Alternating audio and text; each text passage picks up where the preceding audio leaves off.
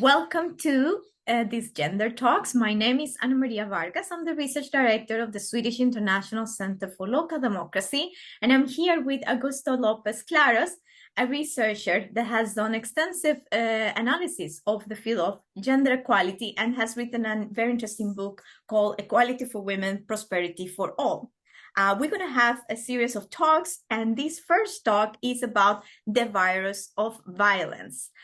Your book begins in Equality for Women, Prosperity for All with a chapter that describes the preference for boys shown by parents in countries like China and India. What led you to start the book with this particular subject?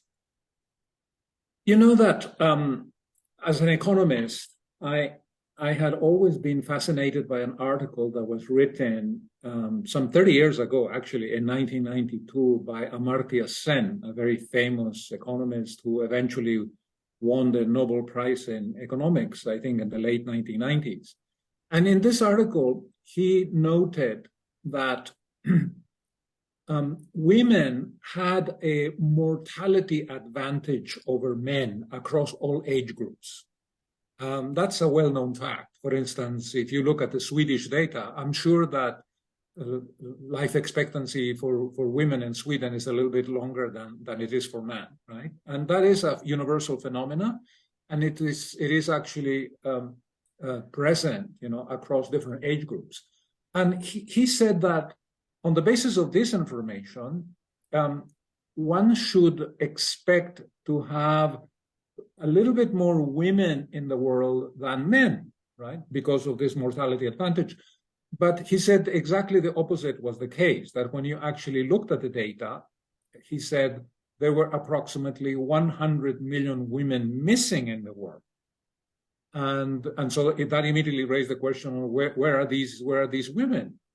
And what he pointed out was that with the arrival of new technologies which allow mothers to determine the sex of their child, many women, especially in India and China, which are two very large countries with large populations, were aborting their girls because they had a marked preference for boys. And he made some calculations, and he said altogether across the planet, there was a deficit of something like 100 million girls. And we thought that this was a particularly nasty form of violence against women, right? It's not the traditional concept of violence, husbands beating up their wives, boyfriends beating up their girlfriends, but it begins rather earlier on, right? By not allowing girls the privilege of being born simply because they're girls. And this is really something that touched upon my heart to hear, like we have all these 100 million missing women, and especially for these very two large countries, India and China. What is explaining this phenomenon?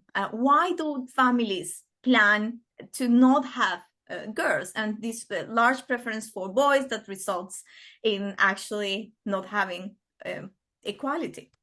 There are different causes or factors. One, when you examine the literature, is that men are perceived to have an advantage over women to do the back-breaking work on family farms. And at least in the 1990s, when Sen wrote this article, India and China especially, were still very rural societies. India still is. China has urbanized in a big way, but there are still hundreds of millions of people living in the farms. And so one line of argument was that families prefer to have boys because boys would help with the family farm, right? The other one had to do with the fact that these countries don't have very good systems of age-old protections, right? There are no pension systems to speak of.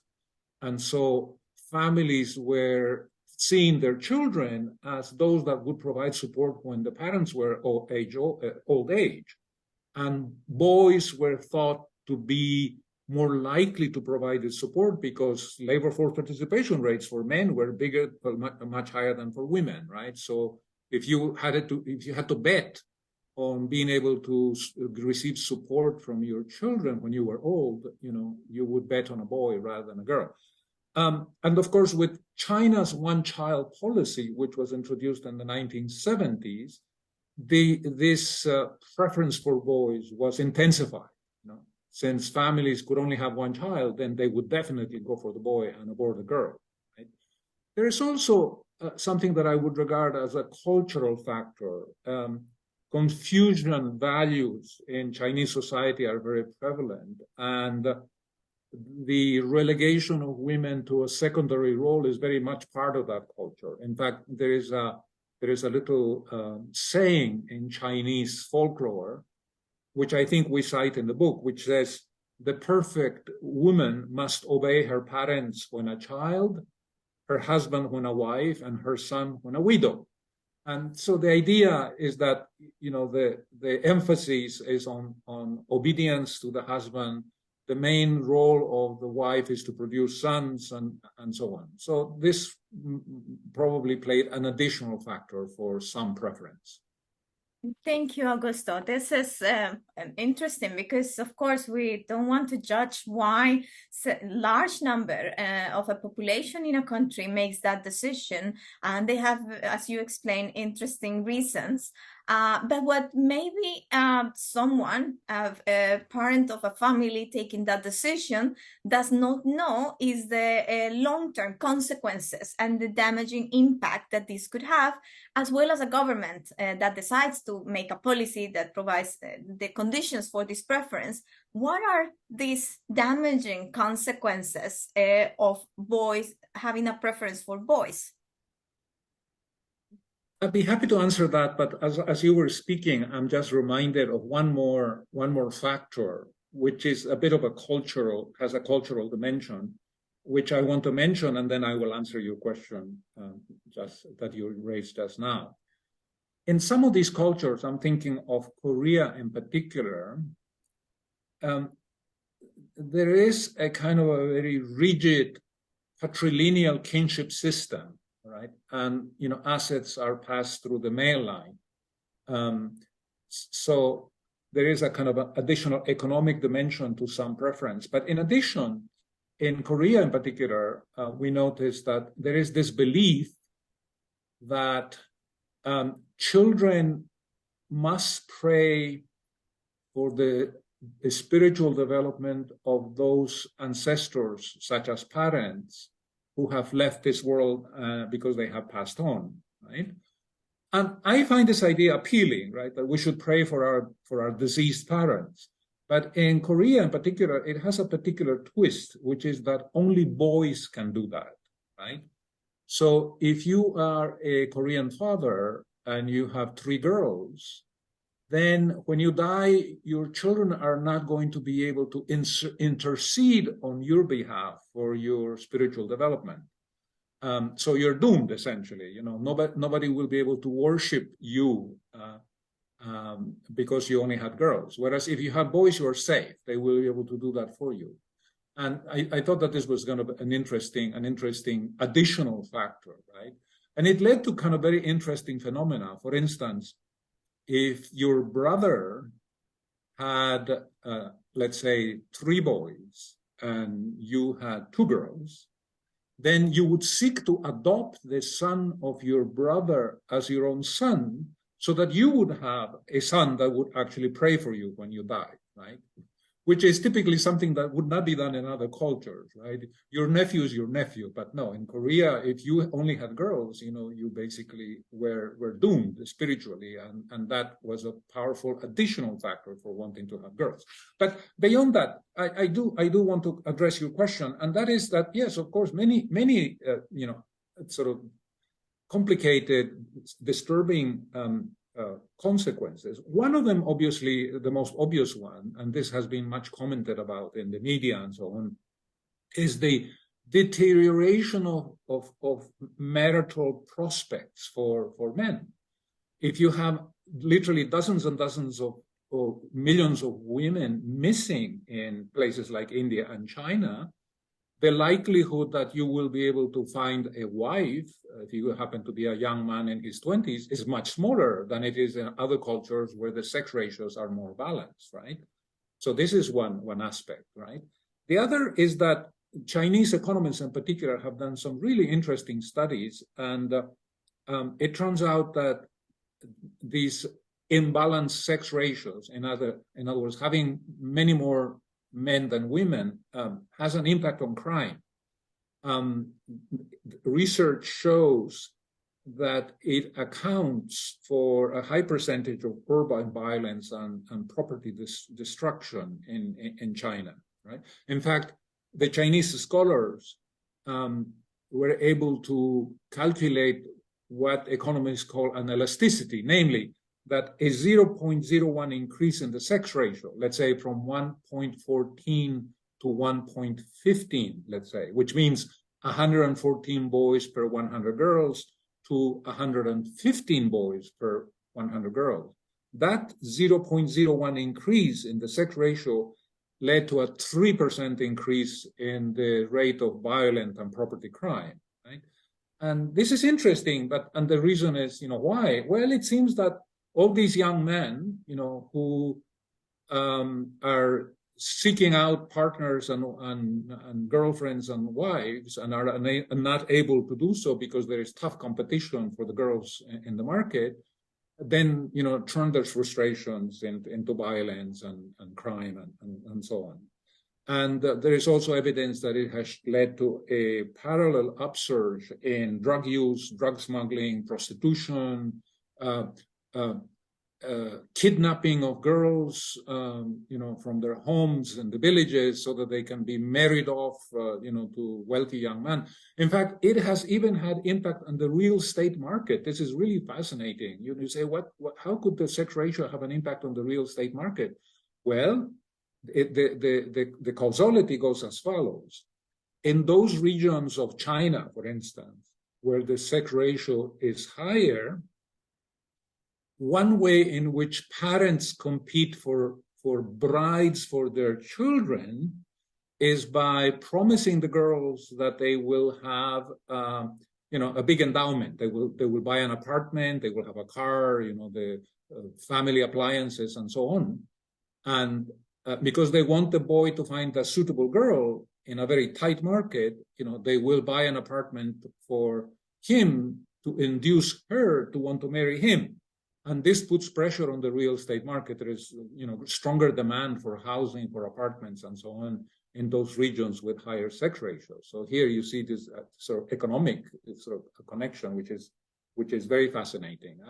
And then one additional factor, especially in China, is that the suicide rate in the world, in every country, it's higher for men than it is for women. The one exception to that is China. For women in the age of childbearing, somewhere between 16 and whatever, late 30s, in that particular cohort of the population, China accounts for something like 55% of all the female suicides in the world. And the suicide rate for women is higher than it is for men. So there are all these consequences. It is a very dire situation. And to come back to your original question, we thought that this was an interesting way to get our book started, right? Because it does suggest a certain kind of sort of the ultimate form of prejudice against women, right? Against girls in particular.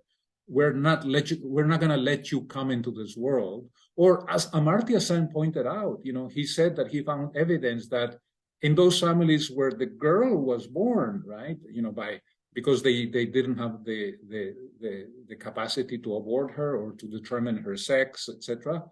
If she fell ill, they would not take care of the girl. They would let her die in the hopes of replacing her with a boy. Right? And if you just think about it, right? I mean, it's really, really, a kind of a devastating insight into the kinds of decisions that sometimes parents make because there is kind of an implicit preference for boys as opposed to girls. It is devastating to hear that women are being killed even before they are born. And even when they are born, they are neglected. It's something that goes beyond early ages and it continues towards life. Violence against women and brutal violence against women. It's, I would say also, as you mentioned, the virus of society. It goes from north to south, east to west. It's not something that we could say countries like Sweden, where we are right now, are exempt. We still have big numbers of violence against women and women that die. And but it goes, of course, is higher also in certain countries. Is there, how can we protect women? What is the role of the law? We know there are all these cultural practices. What can the law do? You know, at the World Bank, we looked at the role of legislation to protect women from violence, right? And whether it made any difference, or whether they were just, you know, pieces of paper that were good, they read well, but they didn't really have any implications on the ground. And one of the first things that we discovered, much to my surprise, to tell you the truth, if you go back to 1990, which is not so long ago, there were only about 4 or 5 countries in the world that had actually introduced the legislation to protect women from domestic violence, right? The vast majority of the countries in the world did not have this kind of legislation, and so women were unprotected. You know, husbands could beat them up, and boyfriends could beat up their girlfriends, and there would be no criminal liabilities for doing so. This gradually changed in the 1990s and in the following 2 decades, and a great progress has been made, sometimes under the auspices of the United Nations and the various conventions that, you know, that have been agreed or negotiated that, you know, try to protect women in various ways, respect their rights, and so on. Today, there are still dozens of countries that don't have this legislation, but at the bank, one question that we examined was whether the legislation made any difference. And one way to look at that particular question is to compare the countries that have the legislation with the countries that don't have the legislation. And we discover that the average life expectancy of women in countries that have the legislation is higher than in those countries that don't. In other words, women live longer when they are protected by the law. And this is, you know, evidence that the law does have a deterrent effect on men's violence against women. In other words, when you make it a crime to beat up your girlfriend or your wife, men will control their behavior. They will be more careful. They will be more circumspect. Whereas when they don't, when there is no punishment, then they feel free. They feel free and they commit, you know, very, very serious acts of violence. And the statistics show this. And in fact, we went beyond this and we asked ourselves, okay, fine, women live longer when they're protected by the law. Do we have any sense of what kind of how many women have died prematurely in the countries that don't have the law because they lack these protections? And the answer to that question seems to be in the millions, right? And then again, you know, if you think about it, this is really a shocking sort of statistic, right? You know, that over the last 30 years, because either the non-introduction of domestic legislation to protect women or the late introduction, right? In other words, not in 1990, but let's say in 2013, you know, in other words, there was a long period when they were not protected. Because of this, you know, the number of premature fatalities of women is in the millions, right? So you know, people sometimes have talked about, you know, a war against women, right? And others dismiss that kind of language and they say, well, you know, that language is really an exaggeration. There is no such thing as a war against women and so on and so forth, right? But my own sense is that, okay, you know, it's not a war in the traditional sense of, you know, rifles and weapons and sovereign states fighting over land or a border. But when you can say that millions of women have died prematurely because they were not protected by the law, then it does suggest, you know, that we do have a problem of violence against women still. Thank you. And you mentioned in the book the femicide we're talking about, and really using different words. I remember, I'm from Colombia, so I remember when it's violence against women is treated as a separate part in the criminal law. So if you murder, if you hit your wife, it's not called murder, it's not called abuse, it's called something else. It's called domestic violence, just to lower the severity of the crime. But a lot of progress has been made, and I think the use of the right words, and if we are killing so many women just for the fact that they are women, the word femicide is strong and is something that should make us think. Talking about that, and also because we work in different countries that are either affected by violence, armed conflicts, or that are in post-conflict, we wanted to ask you as well about how is the role of women on peace and security issues. Can you give us an example? Yeah, you know that that's a very interesting question. I'm going to give you one example, which I think highlights, right, the importance of women being involved in peace and security issues, right? And this comes from the Irish so-called Good Friday Agreement, which was negotiated in, I think it was in 1998. As you know, Irish and Catholic Protestants and Catholics had been, in conflict in Northern Ireland for a long time. And the conflict that was very violent involved, literally hundreds and hundreds of bombings and death and so on. And then in the 1990s, a peace process was initiated that led eventually to something called the Good Friday Agreement, which has been one of the more successful agreements because it has basically established a durable peace. And so people went back to those negotiations, and they wanted to understand, what might have been one of the drivers of success.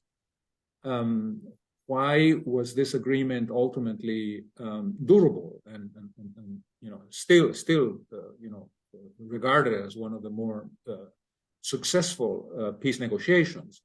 And what they discovered was the following: that a group of Catholic women and Protestant women got together and created a political party. That in itself was sort of extraordinary, right? Because, the whole point of the conflict was that we don't talk to each other. We are members of two different races, practically, right? Two different families. And so we don't talk to each other. But these Catholic women and Protestant women got together. They talked to each other. They created a political party. They won sufficient seats in the parliament, and they got a seat at the table, during the negotiations. Then you go to the minutes of the meetings that were held during the negotiation process, which lasted a long time.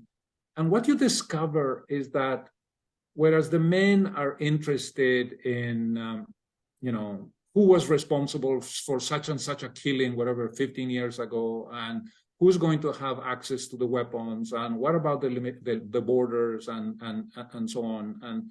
And a lot of the emphasis was on the settling of scores and the assignment of responsibility and guilt.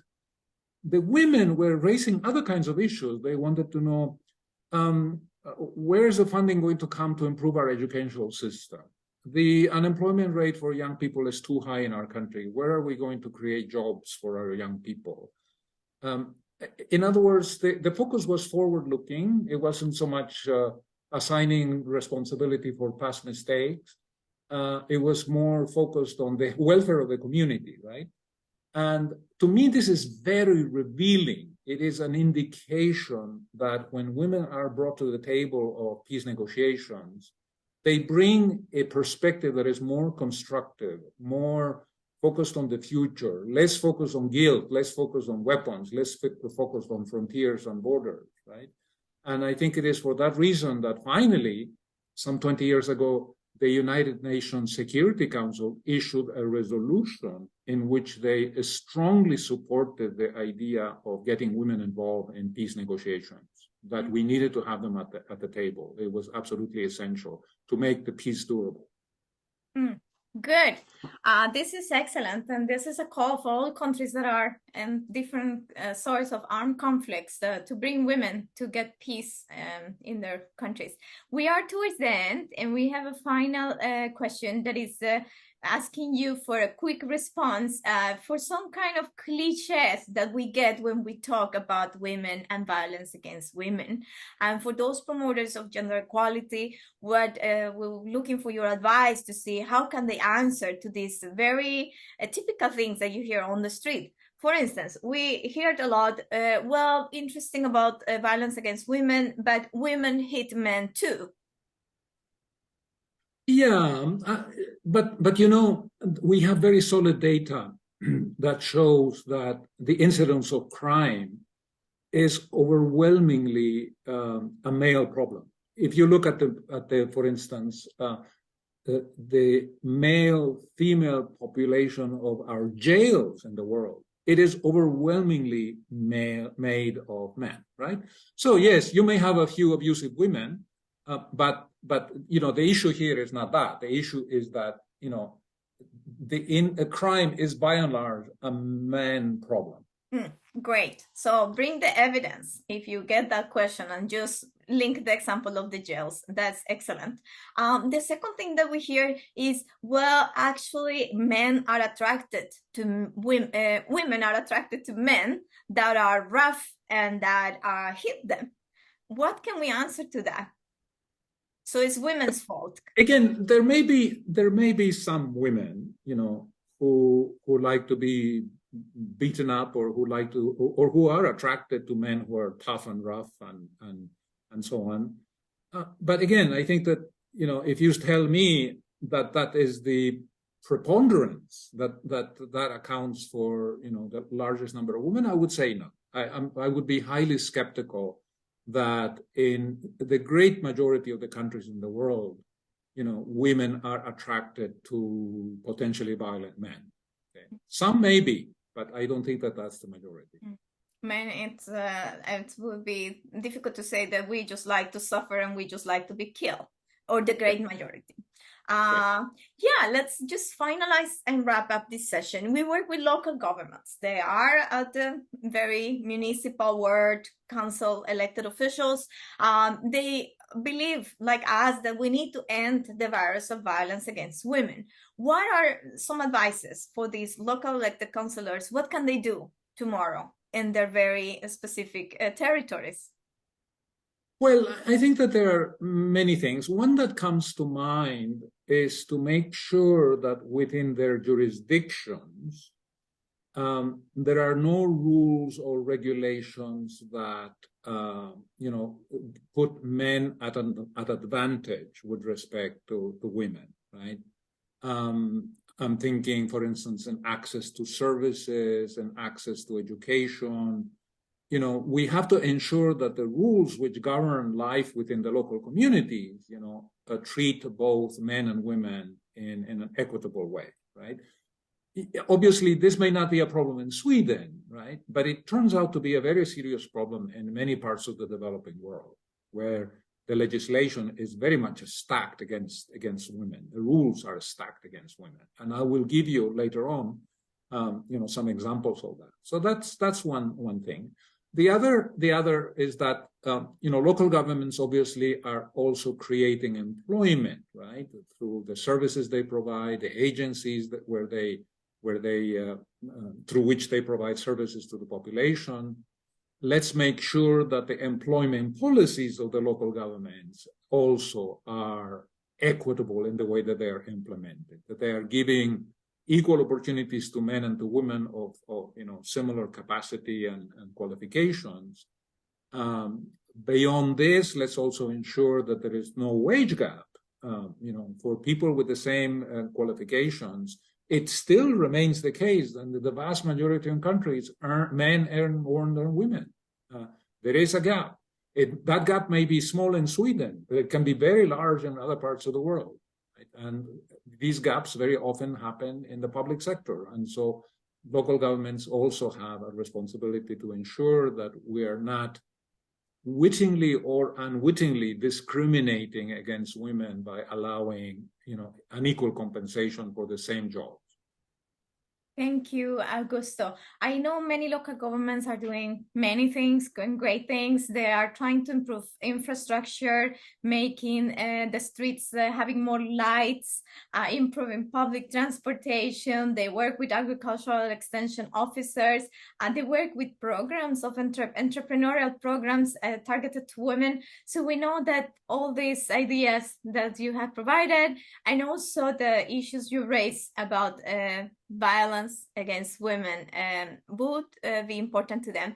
We're done with this first episode of these gender talks, and we hope to see you for more episodes on leadership, political leadership and participation, work, education, economic empowerment, and cultural issues. Thank you. Thank you. It was a pleasure to talk to you, Anna. Thank you.